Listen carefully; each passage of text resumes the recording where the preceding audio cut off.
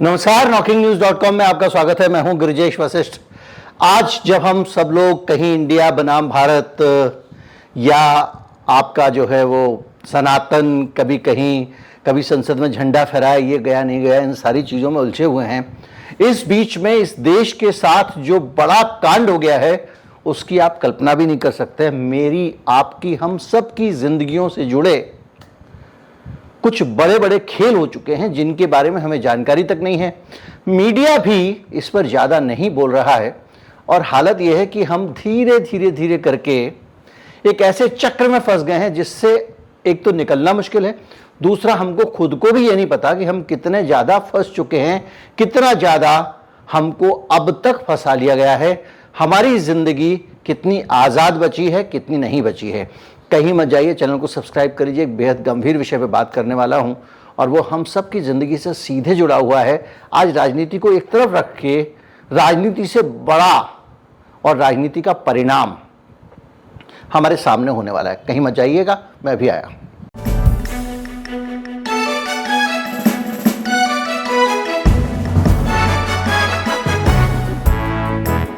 मामला तो मैं इसको बहुत पहले उठा चुका हूं और उसमें मैं बात कर चुका हूं। इस मसले को सबसे पहले और पूरी ताकत से उठाने वाला व्यक्ति मैं हूं। मेरे गिरिजेश वशिष्ठ नाम से जो यूट्यूब पे चैनल है उस पर ये वीडियो सबसे ज़्यादा देखा गया और उस पर मैंने लिखा था कि टीके के बदले में सरकार से आपने क्या छीन लिया, ये थंबनेल है उसकी। और उसमें मैंने आपको ये बताया है कि किस तरह से काम हुआ। और उस मामले में अब दिल्ली हाईकोर्ट ने एक नोटिस जारी किया है और सरकार से कहा है कि आप ज़रा हमको जानकारी दीजिए कि लोगों के डाटा का आप क्या कर रहे हैं। एक खेल सरकार ने किया था। जब वो आपको कोरोना का टीका लगाते थे तो आप जब जाते थे तो वो आपको सिर्फ टीका नहीं लगाते थे, वो टीका आपका लगाते ही नहीं थे।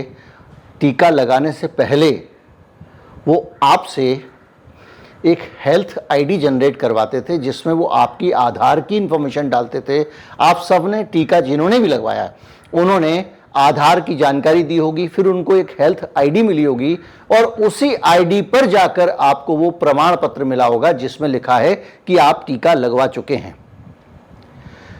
टीका लगाना सरकार ने अघोषित तौर पे, वैसे कहती रही मैंडेटरी नहीं है, लेकिन उसको अनिवार्य कर रखा था। लोगों को ज़बरदस्ती पकड़ के टीके लगाए जा रहे थे, पटक के। कई वीडियो आते थे, बुढ़े आदमी को पटक दिया, बूढ़ी महिला को 6 लोगों ने घेर के पटका, टीका लगा दिया। इस तरह की ज़बरदस्ती सब जगह दिख रही थी। फिजिकल ज़बरदस्ती के अलावा एक सामाजिक दबाव भी था और कोई भी व्यक्ति इसको लेकर इंडिपेंडेंट फैसला लेने की हालत में नहीं था। सबको उसके अपने, उसके आसपास के लोग ये समझते और समझाते थे कि ये राष्ट्रीय हित में बहुत ज़रूरी है, जिंदा रहने के लिए बहुत ज़रूरी है, इसलिए आप लगवा लो। तो फिर सरकार का ऐच्छिक कहने का फ़ायदा क्या रहा। मैं ये नहीं कह रहा हूँ कि इसको लगवाना ज़रूरी था, मैं ये भी नहीं कह रहा हूँ कि इसको नहीं लगवाना चाहिए था, लेकिन एक बात जब आप कह रहे हैं कि ये ऐच्छिक था, उसमें लेकर ये चीज़ हुई। लेकिन क्या हुआ, सरकार ने टीका लगाने के नाम पे एक डाटा ले लिया और उसको आप देश भर में आभा करके आयुष्मान भारत की एक आईडी बना दी आपकी, और एक आईडी बना दी। और उसके पीछे आइडिया ये है सरकार का, जो स्वयं मोदी जी ने बताया, कि देश भर के लोगों के स्वास्थ्य का डाटा एक जगह स्टोर किया जाएगा। यानी आपको जो भी स्वास्थ्य की सुविधाएं आप लेंगे सरकार से, जहां भी आप हेल्थ को एक्सेस करेंगे और आने वाले समय में आप प्राइवेट भी कहीं से इलाज कराएं, एक जगह पे आपका रिकॉर्ड एंटर होगा कि भाई हाँ, ये आदमी है, इसको बीपी है, इसको शुगर है, ये अल्जाइमर वाला है, ये ऐसा वाला, वैसा वाला। ये सरकार के पास एक जगह डाटा होगा सामने दिखाने के लिए और हमारे आपके समझने के लिए। इसके पीछे नियत ये है कि सरकार जब नीतियां बनाएगी तो उसको पता रहेगा और सरकार को जब सही डाटा हो, नीतियां बनाते समय सही जानकारी मिलती है। लेकिन इस तरह का डेटा अगर आप हासिल करते हैं तो वो डेटा दुधारी तलवार है। एक तरफ वो डेटा सरकार को नीतियां बनाने में मदद करता है, दूसरी तरफ वो डेटा अगर गलत हाथों में पड़ जाए तो वो इस देश का खेल बिगाड़ने में भी मदद कर सकता है। वो डेटा मेरी और आपकी ज़िंदगियों को बदल भी सकता है। उस डेटा के ज़रिए मैं आपको एक सरल तरीके से समझाता हूँ। मैं अमेरिका की एक बड़ी फार्मा कंपनी हूँ जो पूरी दुनिया में दवाएं बनाती है। और मुझे वो डेटा हाथ लग गया और मुझे पता चला कि इस देश में ज़्यादा लोग शुगर के मरीज हैं, और मैं अगर शुगर की एक दवा बनाता हूँ ऐसी तो उसके प्रति लोग बहुत जागरूक होंगे। लेकिन उसको पता चलता है कि ये शुगर के जो पेशेंट हैं, जो वर्तमान में दवा खा रहे हैं, उसके कारण भी उनको लाभ हो रहा है। हो सकता है आप बाज़ार से जो मल्टीनेशनल कंपनियों के चॉकलेट खरीदते हैं, ये खरीदते हैं, वो खरीदते हैं, इनके ज़रिए वो कुछ ऐसे इंग्रेडिएंट आपको पहुंचा दे। देखिए क्या मिला रहे हैं, परमिसिबल लिमिट में तो बहुत कुछ मिलाया जा रहा है ना। आपने तय कर दिया ये चीज़ें मैगी में नहीं मिलानी चाहिए, ठीक है साहब। आपने कह दिया ये चीज़ें नमकीन में नहीं मिलानी चाहिए। इसके अलावा जो परमिसिबल चीज़ें हैं उनके कॉम्बिनेशन भी काफ़ी हद तक काम कर सकते हैं। और ये जो फार्मा लॉबियाँ हैं ना, सरकारों से ज़्यादा पावरफुल हैं। हो सकता है कि वो आपका डाटा जान के उसको आपके खिलाफ ही इस्तेमाल कर लें और आपकी शुगर की बीमारी में कुछ ऐसा कर दें कि उनकी दवा से ठीक हो और बाकी से ना हो। आप देख ही रहे हैं कि पिछले कुछ सालों से जो भी दवाएं बन के आ रही हैं वो दवा होती है जिस बीमारी की दवा लोग पूरी ज़िंदगी खानी पड़ती है। कोई बीमारी की दवा अब ऐसी आई नहीं रही है। आप शुगर की ले लो, बीपी की ले लो, थायराइड की ले लो, जब एक बार आपने दवा खानी शुरू कर दी तो आपको पूरे जीवन खानी है। तो ये जो हेल्थ का डाटा है बहुत सेंसिटिव डाटा है और इस डाटा को इंटरनेशनल जो लॉबी हैं बड़ी बड़ी उनके काम आ सकता है। ये डाटा हमारे देश का जो डाटा है जो सरकार ने एक जगह इकट्ठा किया था, अब समझने की बात आती है कि ये डेटा जो सरकार ने अपने पास इकट्ठा करके रखा हुआ है, इस डेटा की हिफाजत के लिए उसने क्या किया। सरकार ने कुछ काम तो ऐसे किए जिनके जरिए ये डेटा बाहर जा सकता था। जैसा कि मोदी जी ने ऐलान किया था कि पूरी दुनिया में, बल्कि इन्होंने इच्छा जताई थी कि पूरी दुनिया में जो कोविड के बीमारियों से जुड़ा हुआ डाटा है एक जगह कहीं दुनिया में रख दिया जाए ताकि पूरी दुनिया और मानवता को उससे फ़ायदा मिल सके। वन वर्ल्ड और वन हेल्थ की बात सबसे ज़्यादा मोदी जी करते हैं, ऐसे ही उंगली करके करते हैं, वन वर्ल्ड वन हेल्थ ऐसे बोलते हैं, वो करते हैं और वो लगातार इस चीज़ को जोर देते आ रहे हैं। लेकिन अब खुली है पोल ये खुली है कि ये डेटा आप इसको कैसे रख रहे हो, इसको कैसे संभाल के रख रहे हो और इसको रखने का सिस्टम क्या है। तो हमारे आपके जैसे किसी आदमी ने RTI डाल के पूछा कि भाई साहब ये डाटा आप सेव कैसे कर रहे हो, आपने जो डाटा लिया है इसकी सुरक्षा के लिए सरकार ने क्या किया है। वो व्यक्ति जिसने रेड तैयार की वो ये जानता है कि ये जो डाटा रखने का काम है ये सरकार डाटा ले रही है, सरकार डाटा देने के लिए जबरदस्ती भी कर रही है एक तरह से, और सरकार ये इतनी प्राइवेट इंफॉर्मेशन है किसी व्यक्ति के बारे में उसके हेल्थ से जुड़ी हुई, वो भी उसकी मर्जी के खिलाफ ले रही है। और उससे भी ज़्यादा बड़ी चीज़ उस आदमी ने जो मार्क की वो ये की कि ये जो डाटा सरकार इकट्ठा कर रही है ये डाटा तो सरकार खुद इकट्ठा कर ही नहीं रही है और 45 करोड़ रुपए सरकार ने इस एप्लीकेशन के प्रचार प्रसार के लिए खर्च किए हैं। तो मसला आया कि इस एप्लीकेशन को एक तो भारत सरकार का gov.in वाला URL कैसे मिल गया जबकि ये प्राइवेट है, और इस डाटा के इस कंपनी ने जो डाटा इकट्ठा किया है उसकी सुरक्षा के लिए क्या इंतजाम किए हैं, ये सवाल उसने RTI में पूछा, नहीं जवाब मिला। फिर सवाल को RTI में भी हायर रैंकिंग होती है और जो नेशनल फोरम है, जो नेशनल इंफॉर्मेशन कमिश्नर है, जो भारत का सर्वश्रेष्ठ अधिकारी, मुझे एग्जैक्टली टर्म याद नहीं आ रही जो यूज़ करते हैं उसके लिए, उसके पास में इस डाटा की मांग रखी गई। उसने आदेश दिया कि ये डाटा प्रोवाइड कराया जाना चाहिए, RTI के अंदर ये अधिकार है।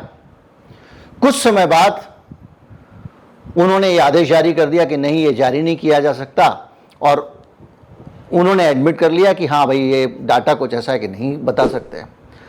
अब ये मामला उसने कहा भैया कोर्ट में जाऊंगा, तो मामला पहुंच गया अब हाई कोर्ट। अब हाई कोर्ट कह रहा है कि सरकार इसको एफिडेविट में जानकारी दे, हमको शपथ पत्र पे लिख के जानकारी दे। शपथ पत्र पे लिखने का मतलब यह है कि एक खास तरीका है स्टाम्प पेपर पे लिख के देना जिसको हम कहते हैं, जिस पे मुकर नहीं सकते, आप मुकरोगे या झूठ बोलोगे तो सज़ा मिलेगी। तो ये जो है 4 सप्ताह के भीतर ये एफिडेविट दायर करना है। और इसमें बहुत सारी बात हुई है और उसमें लोगों ने कहा कि सौरभ दास जो है वो RTI जिन्होंने आवेदन किया था वो है, और उन्होंने इस मसले को कहा कि भाई RTI का मतलब ही सरकार की ट्रांसपेरेंसी है, आप छुपा कैसे सकते हो। अभी तक सरकार ने जो सेंट्रल इंफॉर्मेशन कमीशन है उसको या किसी को भी ये नहीं बताया है कि भाई साहब ये डाटा कौन ले रहा है, क्या ये डाटा लेने का काम खुद सरकार कर रही है या सरकार के नाम पर कोई प्राइवेट कंपनी कर रही है और सरकार इसको छिपाई छिपाई घूम रही है। देश के लोगों का डेटा एक ऐसी चीज हो गई है जिसको चाहो लूट लो।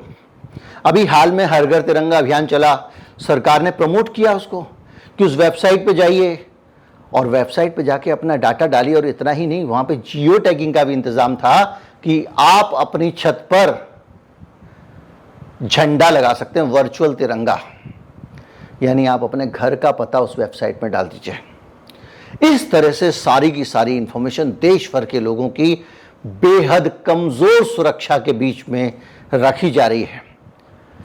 आरोग्य सेतु ऐप जो है उसका डाटा कितना है, कितने करोड़ लोगों ने टीका लगाया, ये सब जानकारियां आपसे छिपी नहीं है। 2020 में सितंबर में ये मामला नेशनल इंफॉर्मेशन कमिश्नर के पास गया था। उसके बाद उन्होंने फटकार भी लगाई थी सरकार को। फिर क्या मैजिक हुआ कि मामला वापस हो गया। और आप इस मामले को ये मान के चलिए कि ये मामला एक छोटा एक केस नहीं है जिसकी मैं बात कर रहा हूँ। दूसरा केस मैंने आपको बता दिया, हर घर तिरंगा अभियान के नाम पे किस तरह से लोगों को फंसा के लाया गया, प्रधानमंत्री के नाम पे, देश के नाम पे, और एक प्राइवेट वेबसाइट पे लोगों का डाटा डलवा दिया गया। ऐसे 20-25 उदाहरण है इस देश में जिसमें प्राइवेट वेबसाइट सरकार के अभियान के नाम पे मोदी जी का नाम लेकर उनको प्रमोट किया जाता है, सरकार उसके प्रचार पे खर्चा करती है और वो डेटा निजी हाथों में जाता है। और ये कितना गंभीर मसला है इसका अंदाज़ा लगा सकते हैं आप कि एक biometricupdate.com करके एक वेबसाइट है जो पूरी दुनिया की इन चीज़ों पर नज़र रखती है और उसने जो है पूरी दुनिया में डिजिटल आईडी से और बायोमेट्रिक से किस तरह से सरकारें खेल कर रही हैं और जनता का डाटा लेकर उन पर नियंत्रण बनाने की कोशिश कर रही हैं, उसमें जानकारी दी गई है। उसमें बताया जा रहा है किस तरह Aadhaar card, digital vaccine certificate, unique health ID, e Shramik card, इस तरह की चीज़ें कर कर के बहुत सारे खेल किए जा रहे हैं पूरी दुनिया में। और ये सिर्फ भारत में नहीं, पूरी दुनिया में जो पूंजीपति हैं बड़े बड़े, कोरोना काल में उन्होंने लोगों का डाटा अपने पास रखने का खेल किया है। अब मैं आपको बताता हूं, ये डाटा चवन्नी में बिक रहा है, चवन्नी में। यहां तक है कि अभी हाल में टेलीग्राम चैनल पे आपका यही कोविड वाला डाटा, कोविन ऐप का डाटा कौड़ियों के मूल बेचा जा रहा था। सोचिए कितना सुरक्षित है डेटा। और खुद राजीव चंद्रशेखर जो हमारे देश के आईटी मिनिस्टर हैं, उन्होंने इसको लेकर ट्वीट किया था कि किस तरह से पूरा डेटा वो हमारे देश का बेचा जा रहा है। अब मसला इस बात का है कि जो यूनिक हेल्थ आईडी बनाई गई, भारत के कानून के मुताबिक लोगों से उसकी अनुमति ली गई या नहीं ली गई, नहीं ली गई तो क्यों नहीं ली गई। जो स्वास्थ्य नीति बनाई है उसमें जो आईडी बनाई गई, हेल्थ आईडी, उसके बारे में उचित रूप से इतना बड़ा फैसला था, देश की जनता से और संसद से इजाज़त ली गई कि नहीं ली गई और लोगों से सहमति ली गई कि नहीं ली गई। इवन यहाँ तक ये निजी जानकारी है, ये प्राइवेट इन्फॉर्मेशन है, इस पर अधिकार संसद का भी नहीं। धोखे से आपका डेटा जा चुका है। अब एक तो मैंने आपको बताया कि उस डेटा का मिसयूज़ फार्मा कंपनियां करके हो सकता है कि वो आपको बीमार भी कर सकें, हो सकता है कि वो आपके सेहत की जानकारी से पैसे बनाने लगें, और ये भी हो सकता है कि उनके दिमाग में ये आए कि भैया इस चीज़ की दवा ही मत बनाओ क्योंकि इसमें कमाई नहीं है। लेकिन ये सेहत का मसला नहीं है, ये पूरे देश के लोगों की जानकारी का मसला है जो कहीं तक भी जा सकता है। मैं आपको एक उदाहरण देता हूँ। आपका एक छोटा सा टेलीफोन नंबर आप पेट्रोल पंप पे इनाम के कूपन के बदले में गलती से लिखाते हैं, या किसी वेबसाइट पे जाते हैं, वो आपसे ज़बरदस्ती मांगता है, भर लेते हैं, या रेस्टोरेंट में खाने जाते हैं तो वो पहले आपका मोबाइल नंबर पूछता है, तो वो नंबर सिर्फ आपके पास से आपने कुछ लोगों को ही दिया है। उस एक नंबर के लीक होने से वो आपकी पर्सनल जानकारी, दिन में 25 फ़ोन आपके पास आते हैं।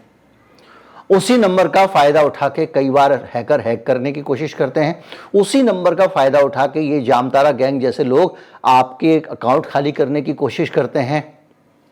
उसी के यूपीआई आईडी से वो आपको ठगते हैं और उसी नंबर का फ़ायदा उठाकर वो ई सिम बनाते हैं और बैंक के सारे अकाउंट खाली कर लेते हैं, यानी आपके फ़ोन का एक क्लोन भी तैयार कर लेते हैं एक जानकारी से। एक जानकारी आपकी ज़िंदगी में तबाही ला रही है, और जब आपकी बहुत सारी जानकारियां लोगों के पास पहुंच जाएंगी तो वो क्या करेंगी उसकी आप कल्पना नहीं कर सकते हैं। और इन पूरी जानकारियों को लेकर हमारे देश की सरकार ने जिस प्रकार की लापरवाही बरती है और जिस तरह से गैर जिम्मेदार तरीके से प्राइवेट पार्टियों को सरकारी खर्चे से डाटा कलेक्शन करने के मौके दिए गए हैं, ये बहुत खतरनाक है। उम्मीद करता हूं कि आने वाले दिनों में जब दिल्ली हाई कोर्ट की आगे की कार्रवाई होगी तो उसमें इस पर सख्ती आएगी और कुछ ज़्यादा ठोस नीतियां बनेंगी जिनके आधार पर देश के लोगों का डाटा सुरक्षित किया जा सके। नमस्कार, जय हिंद।